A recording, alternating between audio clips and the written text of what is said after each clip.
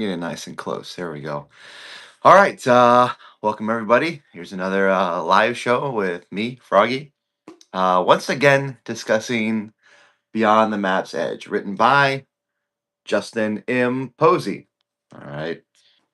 Justin Money Posey. Justin mm, Marching Posey. Justin mm, Malinois. Hey, woohoo, Groggy. What's up? Rogue, how you doing? Hey, what's up, Treasure Pack? We're going to be covering the legal lowdown today. Once again, Beyond the Map's Edge, a little book club action here. And I debated whether covering this chapter or not because thanks to Woohoo Froggy, there you go.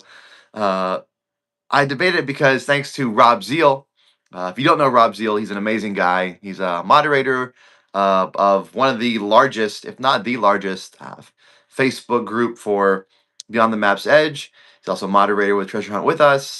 He's just an all around great dude, really kind, wonderful person who lives in an amazing city, Fresno. Can't say enough about Fresno. Gonna start a Fresno campaign. Inside joke there, but. Yeah, so Rob Zeal asked in the X interview, he asked Justin, he probably used his question. It's probably one of the best questions, I think, because very rarely will we get an elimination of material. Most time we get new material added. But Rob Zeal asked if there was any clues in the legal lowdown, or if there was if Justin would eliminate a chapter.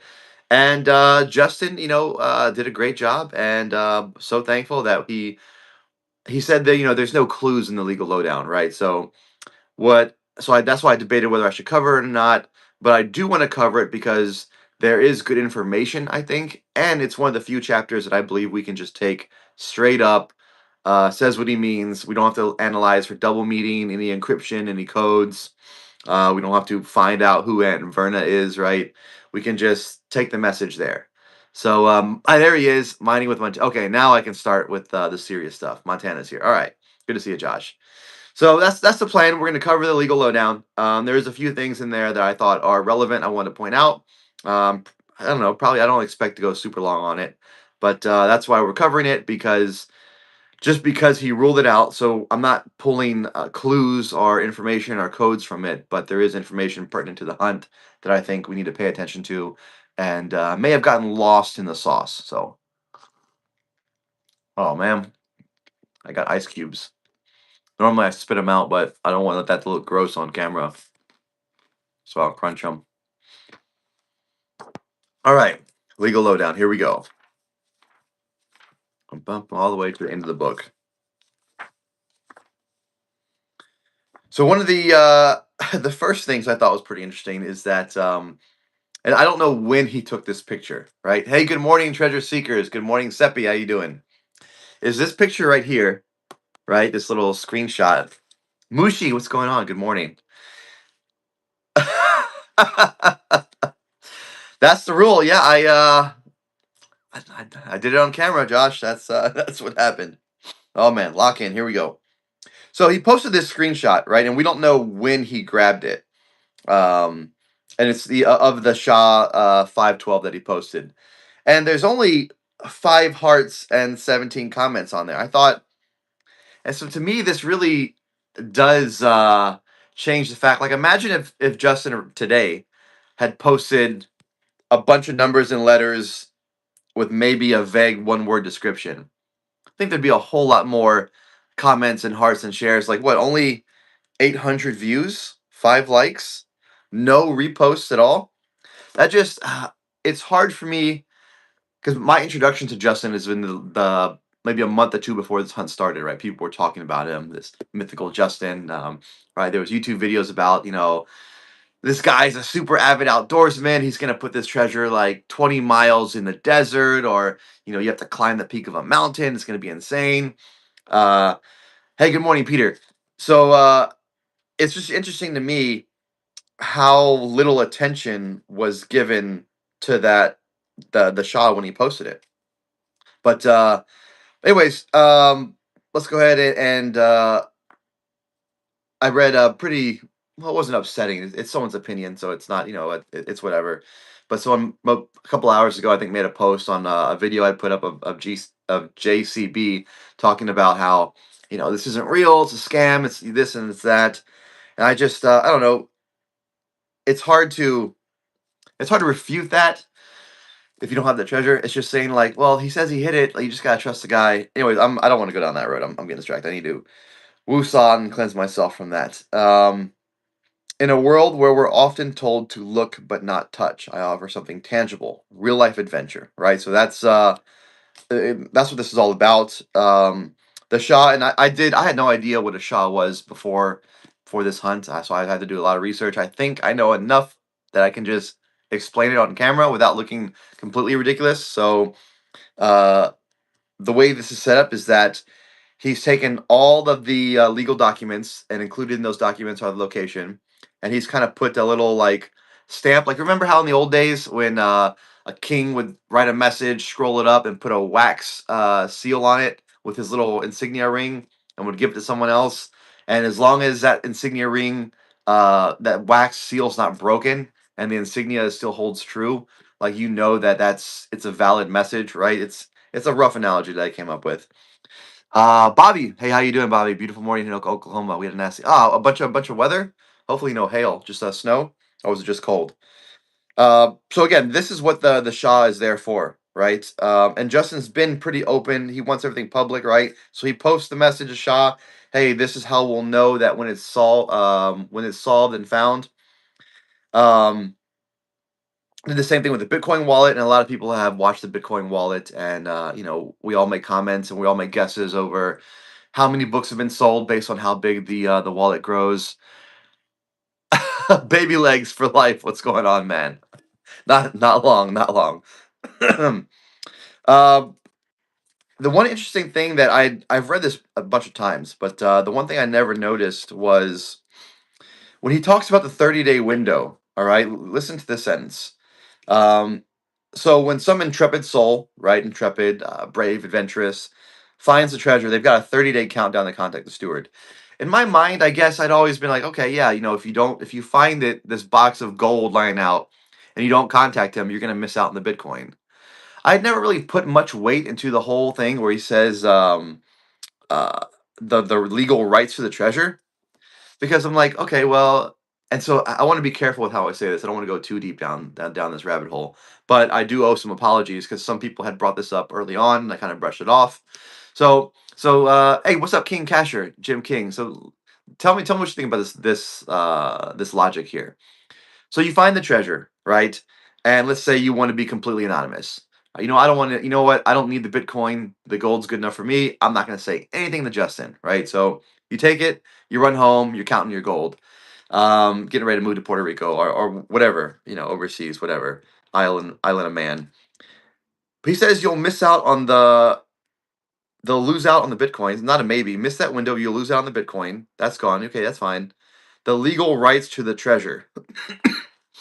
So I guess because and this is why I bring it up, right? So there's a lot of talk about where you can hide stuff and all the rules and legality of, okay, if you hide something that's completely abandoned in some states, it still technically belongs to the owner.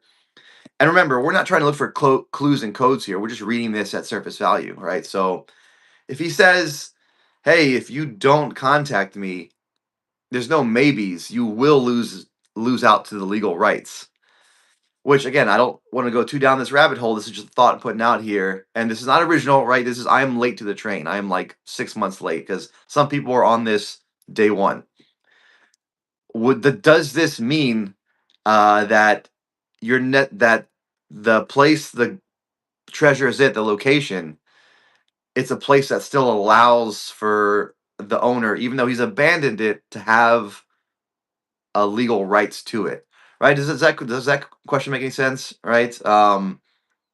So it's just interesting that statement, or it's just like a blanket statement, right? Something he has to say, something his legal advisors. I don't know enough about the law to weigh in on this one way or the other. It's just well, again, a lot of people have said this before, and I've kind of been against it. I'm like, no, like what Seppi says. Hey, if you have the box, what? Come and take it, right? Like, but I don't know. It's just it probably this week, if anybody's willing to discuss this on Discord, I probably will chime in a little bit more with it. Because again, like right, it's like Justin's not going to assemble a SWAT team to go after, and or maybe he does. I don't know, or maybe he already has one. Right? It's just an interesting thing that I've never been able to see clearly. I've always kind of just ruled it off, saying that like, hey, look, this thing's in the wilderness, right? So finders keepers, losers will watch the Netflix documentary, right? So, but you know, if you miss that window, you lose out on the legal rights to the treasure. So again, yeah, I don't really know what to make on that. I do. We'll look forward to more discussions on that on going forward. But here, okay, this is what I wanted. The meat and potatoes of what I wanted today's show to be about is covering over some of these. I'll start on page 216 of the hardback. Some of these subsections, and just talking a little bit about what they could possibly mean. Go grab Mina Lisa and come take it. Oh yeah, that's a good point. Well, hey, somebody did break into the Louvre and in broad daylight, right? But I don't know. Are those jewels still missing? Did they ever come get it? Laws. I agree, Mushi. I'd much rather research history or Wolverines or anything else besides laws. But man, I wish. What was that guy's name? PD Pablo. Wish he would come back. Right, that was our lawyer. Uh, okay, yeah, so that makes sense, Jim. King Casher, that's where the whole gifting comes into play. Yeah, I don't know. It's interesting. Okay, so 18 risking liability, prohibited activities. You know, people have joked around about why won't he say no dynamites in there, right? Oh, here's what I want to point out: the nighttime, right? Where we at? So this is one, two, three, four, five, six, six bullet point under prohibited activities. Remember, no clues, so I'm not going to say anything about raccoons and six. I'm not going to say it. So there's been a lot of talk about timing, right, and about how because of certain lines of the poem it can kind of sound like they're talking about the morning. A lot of talking about the moon and phases. Like I remember when the Dylan interview was announced, people were like, "It's the summer solstice. It's you can only find it on this day." Yada yada. So his statement here about any reckless, illegal, or dangerous searching behavior, including but not limited to searching at night. So that's the first thing he puts above searching without appropriate safety equipment, above dangerous weather, or above proper preparation. It's nighttime searching, which I get because going around the nighttime in the wilderness is very dangerous. I look back at some of the reckless stuff I did. I think the what's it the rules of limitation, laws of limitation, statute of limitations has passed on this, so I can say this. And I don't think the Marines can come after me anymore. I don't know. Maybe they can. We'll find out. But we had done this like night march had planned, and we were supposed to make sure early on that we had our batteries and everything were squared away for our night vision. And I don't know what I was doing, but I didn't properly test them. So my night vision goggles, the batteries were dead. And so it was a long march, like, I don't know, maybe 4 or 5 hours. And I was like, well, I can either raise my hand now and say, hey, my batteries don't work. And I know they would fix it, right? They would give me some new ones. But I'd get in trouble, yelled at, push ups, and be labeled as somebody who's, I don't know, bad, but for lack of a better term, and to not cuss. But or I could just suck it up and see if I can get through this with no night vision. And I look up at the sky, and the moon is pretty big. I'm like, it's a good moon. Let's roll the dice on it. And so I did this 4 or 5 hours, just marching all around. What was it Northern California, Bridgeport? Um, with no night vision, and the moon lasted for about 2 hours, and the clouds came in, and then it was just really dark, and I just kind of had to like uh stay close to the guy in front of me, but like not too close. So he's like, "Dude, why are you keep touching my back?" um, but yeah, I made it. And it was very tough, but almost fell a couple times. But yeah, in hindsight, very dumb. Probably should have just said, "Hey, I need batteries," but I didn't. But anyways, yeah, it is dangerous. But anyways, I brought up this whole point, told the whole story to say that because he makes an influence there, makes a point about prohibited activities and not just like don't do, but prohibited, like do not prohibitibado, right? Um, I really don't think the time thing is is that much of in play. I mean, I've never really thought it, but I never had proof for it, right? I never had proof to say, no, you can't do it as the dawn rises, as the sun sets, as the zenith of the sun, measure this, measure that. I didn't have any proof. It's just kind of gut feeling. Like, I don't think that has anything to do with the hunt. But now that I'm reading this through, I'm like, I don't think it's that much of a stretch to say that the timing factor doesn't really play into a part, right? I mean, so you won't have any luck in the snow, and don't go at night. Those are hard stops. I think that the wherever the treasure is at, you'll. It doesn't matter if you come in the morning, afternoon, or midday, right? Anyways, what's up with the red ring? Red ring. Red ring. I don't. What's You might need to explain a little bit. Most dangerous activities are. That's pretty good. You won't see the snakes that are coming. A lot of nocturnal predators that come out. A good reason. What about nighttime retrieving? Oh, a loophole, Mushi. A loophole. So no searching at night, but retrieving. Any reckless, illegal, dangerous searching behavior. Searching at night. Oh, I don't know. I do love a good loophole. And that's where you find loopholes, is you find loopholes in legal documents, right? So that's good, Mushi. I don't know. I would have to be so confident of my spot to go at night. I would just, I don't know. I don't. Oh, that's good. Wow, Mushi. I'm at a loss for words. Uh, Glad you were safe. Howdy. Yeah, I would just walk myself. Yeah. Good afternoon, Uli. On your on my it's a wedding ring. I'm married. I have a bunch of different colors. I work not in a dangerous environment. I don't know. I work in a warehouse. I used to be more hands on. Now I'm not really. So I used to have my hands in all kinds of crevices and dangerous spots. But I don't know. I've actually, and then even further in the military, a lot of guys wore silicone rings instead of metal ones. I think I've just always been more of a. I've never really liked. I've never been much for jewelry, and I've never like. I don't wear a chain. I don't even really wear a watch. Yeah, it's just a wedding band. I've got a bunch of different colors. Sometimes they're more noticeable than others. Uh, Married to Voldemort. No, she's listening. I am not married to Voldemort. Metal rings are dangerous. Yeah, yeah. That's why. All right. Back in after Mushi blew my mind. For that comment. So we're going down. Participants must respect the environment and not litter or disturb wildlife. So this is another thing that I point to toward. And again, not pointing. Huli, why are you gonna out me like that? Come on, man. Yeah, they're still there. This is a different show. This is not the one where I show my feet. That's premium subscriptions. Fokin, Lacus. Dang it, Huli. All right. What was I saying? Litter or wildlife. So there's a couple things that I point to for why Justin wouldn't leave something out there, right? And I know people have found cool things. There was a new person. What's their name? They had a dog. It wasn't Jasper. It was another person with a dog icon.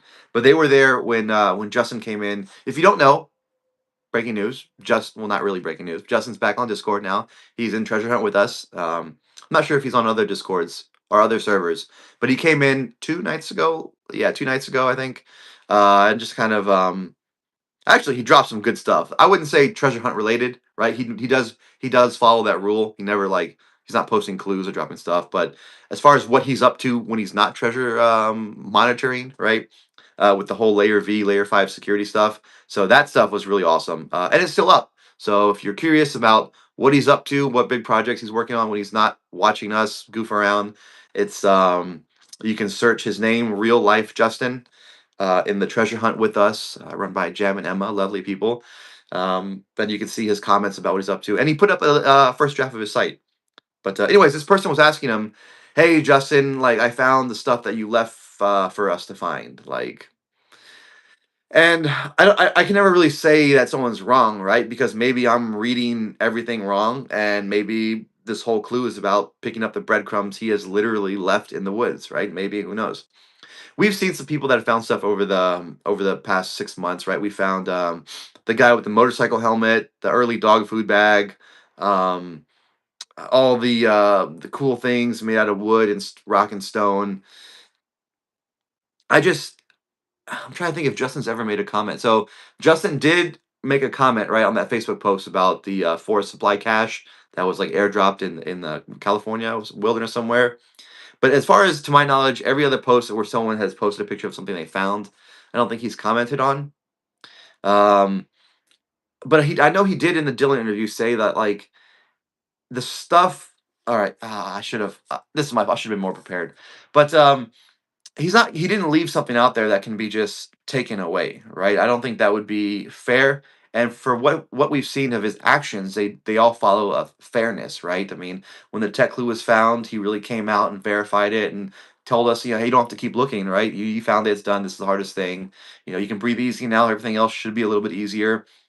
I don't think it's that kind of deal where there's something there out there to grab or find, and the first person that gets it, they have it, and everybody else is just out of luck, right?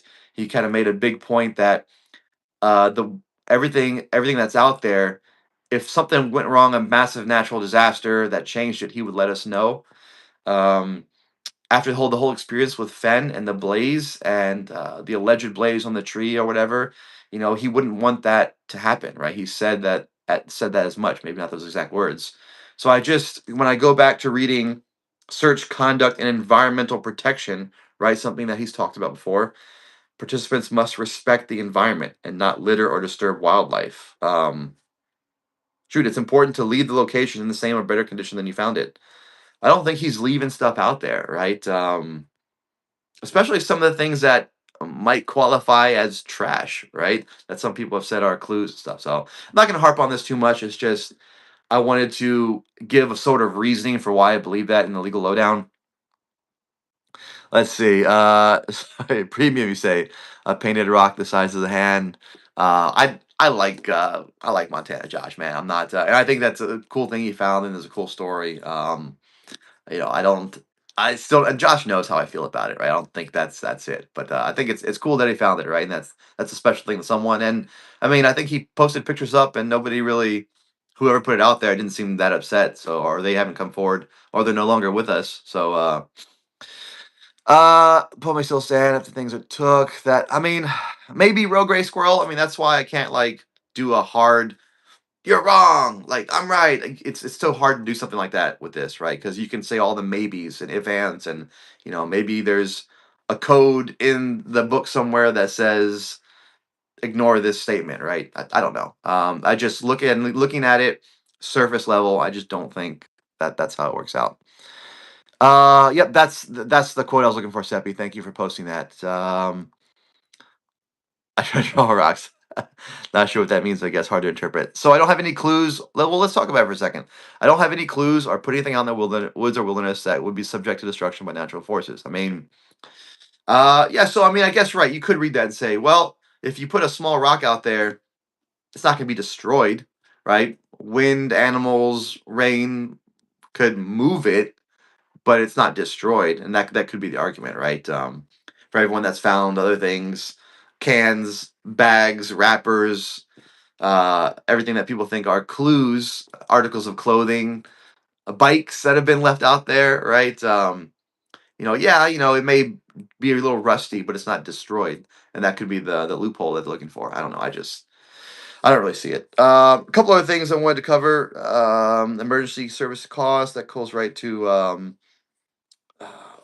I don't. Some people pointed. I heard a theory about this early on, saying that because he mentions right helicopter rescue, that's kind of a sign that the area that it's going to be in is a place you would need to get helicopter rescued from.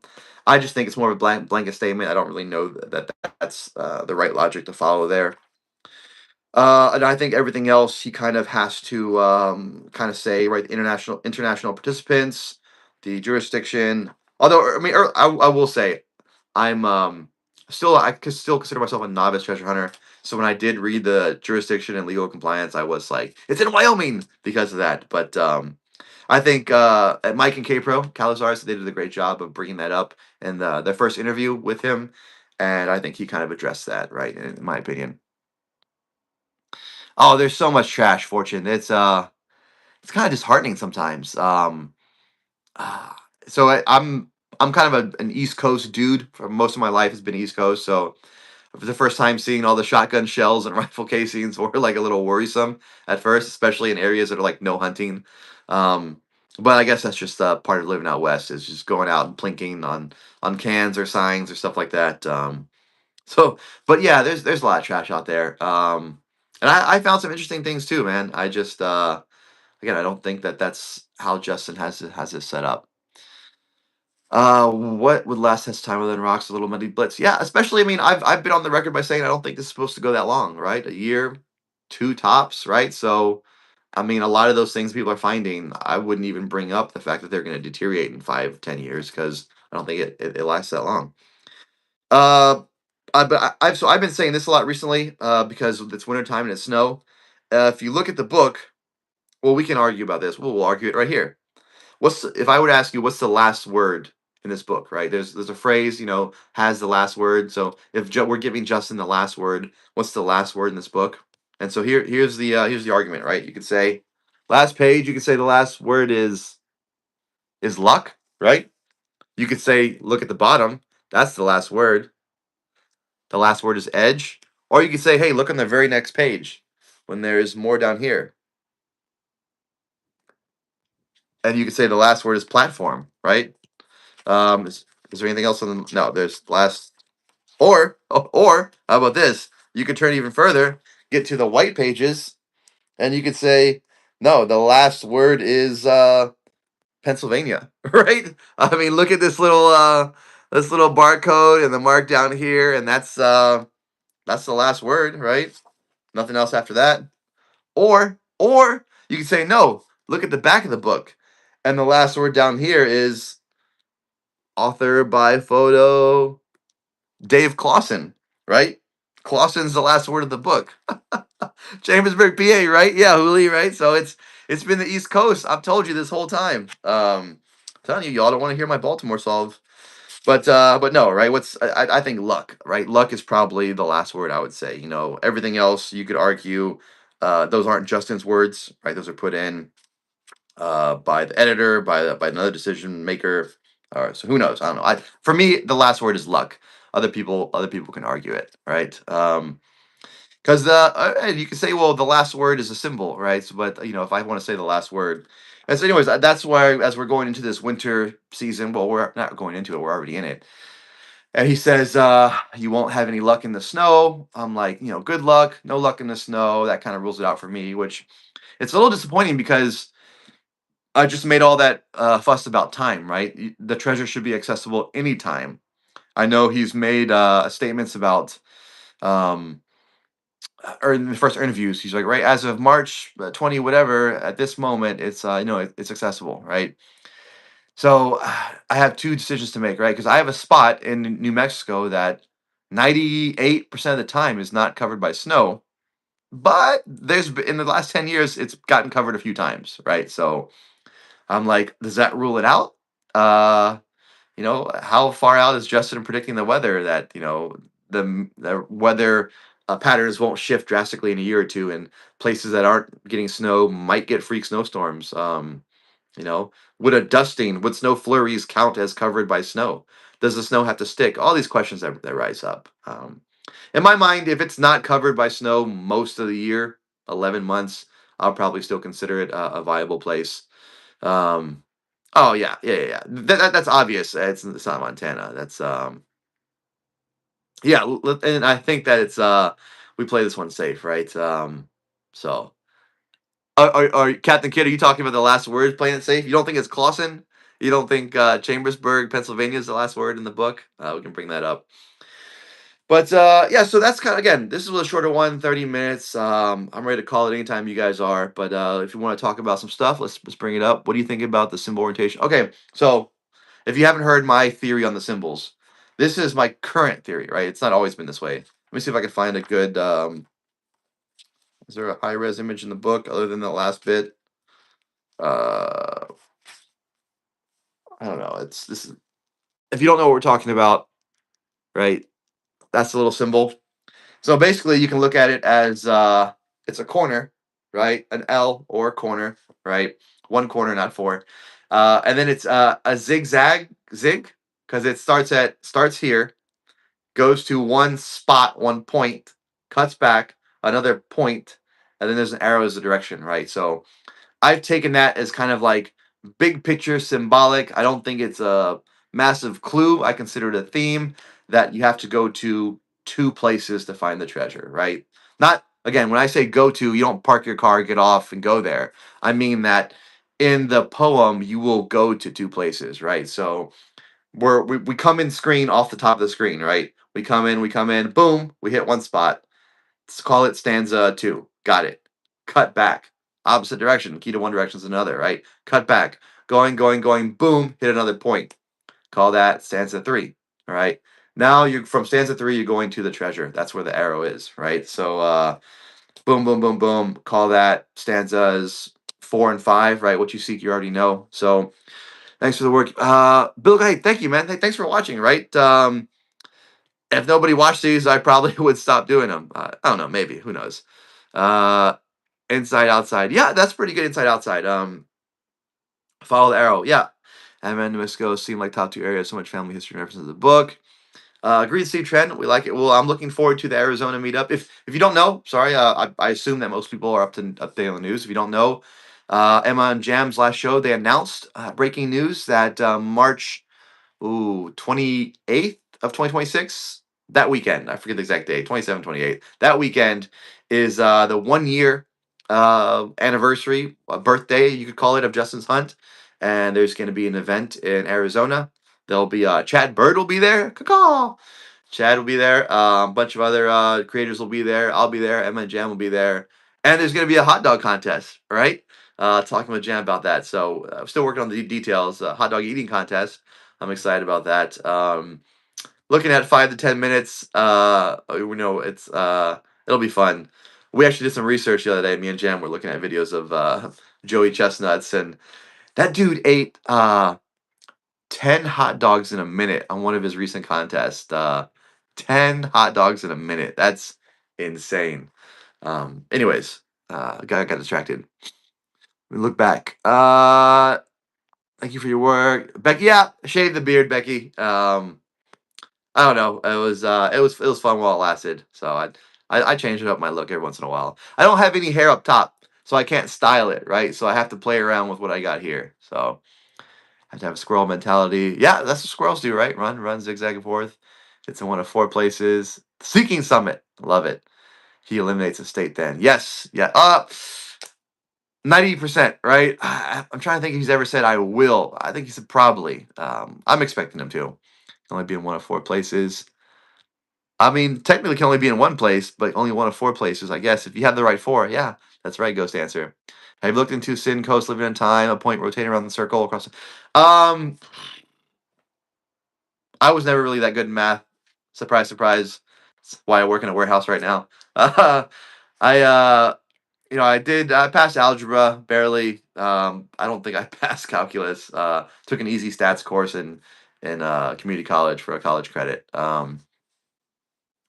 I understand that sine and cosine are like mathematical terms, and I've seen their YouTube explanation for what they are.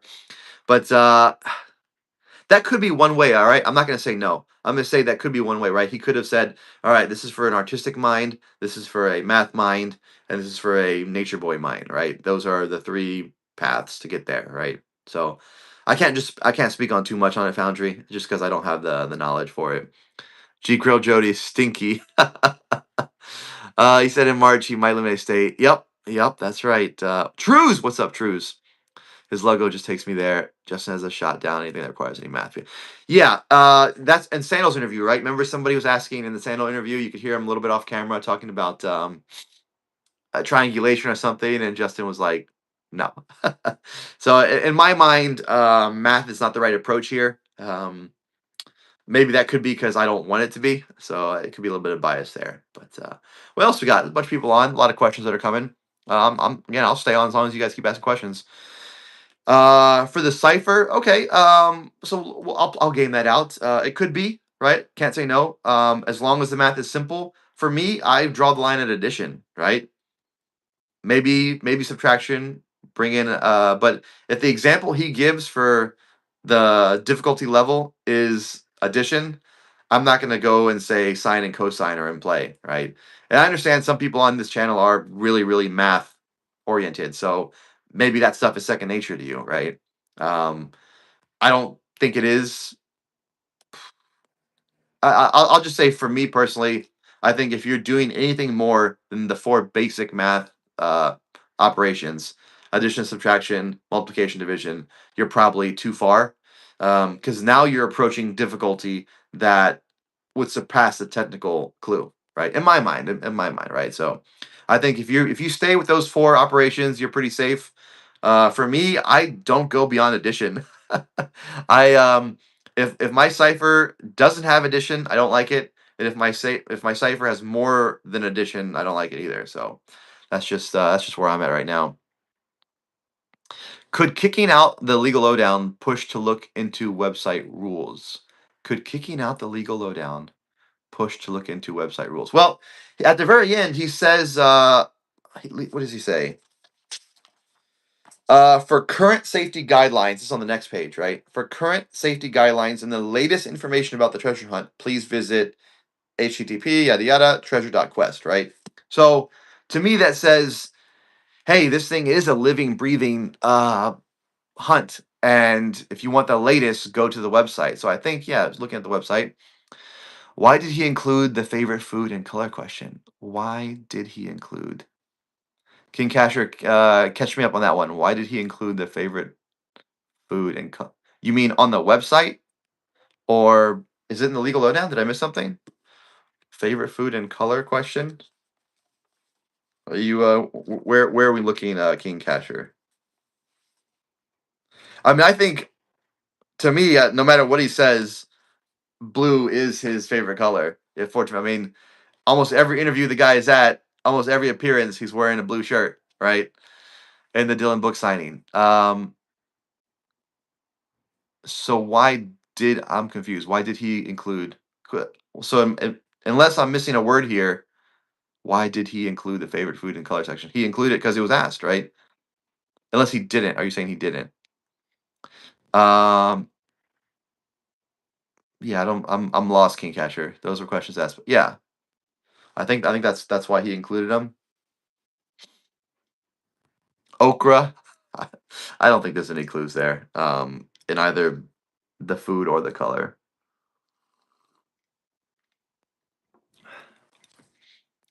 It was a clue. Oh, okay. Maybe. I think if we look back on photos and interviews and video appearances before on social media, you'll see him wearing blue a lot. Okay, yeah, he does. Fortune Foundry. That I had to look up that word. That word is in a recent chapter where he's training Tucker. What is it? What is it? What is it? What chapter was it? Is it Trailside Troubles? Nope. Maybe you'll find it before I do. Where he says ochre, Jinx joint. Was it Jinx joint? No, I think it's in Scout Snout. Umber and ochre. Where was it? Where was it? Let's see. I'm looking at the chat. See if you find that before I do. Painting this Colorado sky. Hues of orange and purple. That's there. Probably paradox. Let's look. Maybe paradox. Let's look at that one real quick. Probability paradox. Red and blue zones. Sorry, Red Requiem. Oh, yep. Got it. That's what it was, Seppi. Page 192, the hardback. Yep, Mushi. Solid. Seppi beat you by a couple seconds. The Sonoran Desert stretched before me, vast and indifferent. Its canvas of ochre and umber, blind to the ache that became my constant companion. Yeah, I mean, I would consider clues. So thinking back on it, Jim, I would think colors is like nudges. I don't know a hard clue. I mean, a lot of people picked that. A lot of people that I've talked to that solved the tech clue, um, the the color pattern, right, and the oddity helped them out a little bit. If you've seen his new website, the Layer 5 Securities, right, there's a really nice gradient going on there. Very futuristic. A lot of kind of with the ultraviolet into the scale. I think that's correct to say. Big Blue Montana Sky. Big Blue. What's that? Michigan. Ebook. I still messed it up. It's okay, Seppi. You corrected. Um, yeah, I don't know. I don't really have anything for it other than nudges, right? I don't really have anything. I know some people do. Um, I like the idea of if that's the encryption for the cipher. I think that's simple and approachable. If there's something with the colors, you add one or two things and you get a nod. I'll tell you what. I'll go on record as saying this. I really don't like the blue box theory. I just don't like. I don't know why I don't like. I just don't like it. It just makes no sense to me. Um, I get irrationally angry when it gets brought up. I don't know why. Uh, yeah, I mean it could be. I mean the three base colors, right? So you have the three base colors for what is it? The early crystal displays for computers. You have the three colors for math. I mean for painting for art. Um, so those would be what? Oh, it's been a while. Red, blue, yellow, right? With those three colors, you can mix almost any color of paint. But then for computers, wasn't it? It's red, green, blue. I think for computers. Stop by a story. Yeah. What about his dad's rusted toolbox?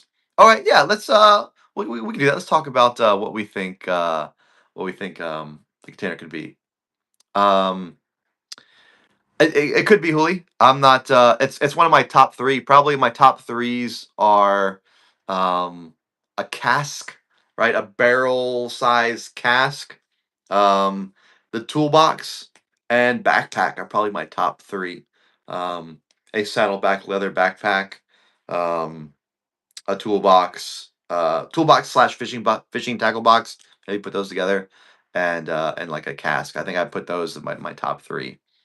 Um, and the top 2 are probably backpack and toolbox. Backpack just because 'cause I'm not as imaginative, right? I think whatever it is will be it'll be I keep going back to what he said on Facebook about not my style, right? When they posted that picture of that forest supply cache that was found in California, I think that was airdropped, and it was just a like solid metal box with like secure clasp. He's like, not my style, right? So I mean early on he said it's not a chest, right? So to me I rule out anything rectangular, which that kind of the toolbox tackle box is almost chest like, so that puts it a little bit lower in my book. The stoplight story is pretty good, right? What about blue screen of death? It's a pretty good one. I can't hate. I got my book for free. Maybe it's in an arc. Bobby, an arc would be really cool. Like a nice high quality replica. I mean, no, honestly, Bobby, that like how awesome would that be? You're walking in the woods somewhere, walking in the desert, walking somewhere, and you out of the corner of your eye, something bright shines, a little bit of reflection. You look over, and boom, it's an Ark of the Covenant replica. I mean, talk about a wow factor. And to me, I know I just said nothing rectangular, but anything I've seen of any replicas I've seen of the Ark of the Covenant, it's got a lid, so it's just like the top comes off, so that to me, that kind of that might get you by the chest, no chest, because I don't know, a chest, the lid is attached. I don't know. And the dimensions are a little bit not rectangular with the seraphim on top and the long carry poles. I don't know. That I mean, Bobby, that would be so cool to come across an arc in the wild. Uh, his dad's toolbox of wisdom as a guide kind of tells me it wasn't his tool. Yeah, I mean that's a good point, right? If it's a guide, how can it also be the treasure? I mentioned the rest of the cipher from Forrest that made 0 sense. Bro, Hooli, if you ever hear DC talk about it, man, he'll go on and on to anybody who will listen about that one. Yeah. I don't know. He's kind of swayed me recently. Everyone dies, so that looks at it. Yes, yes, Steve. He did it for the original Indiana Jones. Yep, yeah, yeah. To me, I look at that. I put those two together with the National Treasure, and I look at that as that's why you need them. This hunt will take you to more than one spot. Um, Mentally, emotionally, physically. Well, no, not physically. I don't think you have to go to more than one spot, but you'll be looking at spots. You'll be researching Montana waterways. You'll be researching the fish of Yosemite. You'll be researching desert tortoises. You'll be all over the map looking at stuff. Historical figures in time. Lewis and Clark's trails. I have learned a lot. I mean I forgot their last name. McKinley, the Irish guys that traversed this country from east to west before 12 years before Lewis and Clark. Like in school, I was always taught that Lewis and Clark were the first like people to go from east to west. Right? Turns out that's not even true. Uh, Howard Oak checkpoint leads you. I believe you have to see something and then go retrieve it. I believe that you have to see something and then go retrieve it. I believe that you have to see something. Yeah, I mean, something has to get you out there and to where you park your car. So that's something you see. And then you walk a mile to know where the treasure's at. How else would you know without seeing? I mean, your other senses would be hearing and smelling. And I would say hearing something probably makes more sense than smelling something or tasting something or hearing something. Yeah, I think that's probably right. Yeah, you see something that gets you out there. I mean, that's why there's so much emphasis on sight on the binoculars, right? So bring binoculars, all right? If my dad's listening, make sure to pack those binoculars, right? We forgot the binoculars on our first trip out there. That's why we didn't find it. No. Uh, I don't know if I say that and not get canceled, Montana Josh. I really want to do a an Asian accent. I'm not gonna do it. Something to me tells me I shouldn't. You can't retrieve unless you see. You'd be searching. Any hikes on wrecking boots? Yeah, I love my room ones too. But when asked, which again, I love that Justin answered this. Justin didn't wear hiking boots, right? He wore someone in chat help me. What's the name of the brand of the shoes he wore? They're more like all-purpose shoes, right? They're not even hiking shoes. Which to me again rules out a lot of the more wild areas. So we're looking for a wilderness Kizaks, that's it is. Thank you, Montana Josh. So Rocco, my SOL, take a look at the comment below yours. Kizik? Kizak. Oh, we've got some discrepancy. Something like that. Uh, but yeah, it's a kind of casual shoe. He was wearing them to one of the interviews, right? Some same shoe. Uh, thick debris too. But yeah, Rocco. Yeah, my with their Danners. Yeah, I think I upgraded once I got promoted sergeant. I think I upgraded from my issued baits to I bought some Danners to the PX. But they're great. They're I've never had a problem. I've never rolled my ankle in them. I always lace them up to high support. Well, that's not true. Sometimes I don't lace them up. But yeah, they are great, and they got the high guard. Right, it comes up to like I don't know, like your lower shin. Gore-Tex, waterproof. I stomp around them a lot.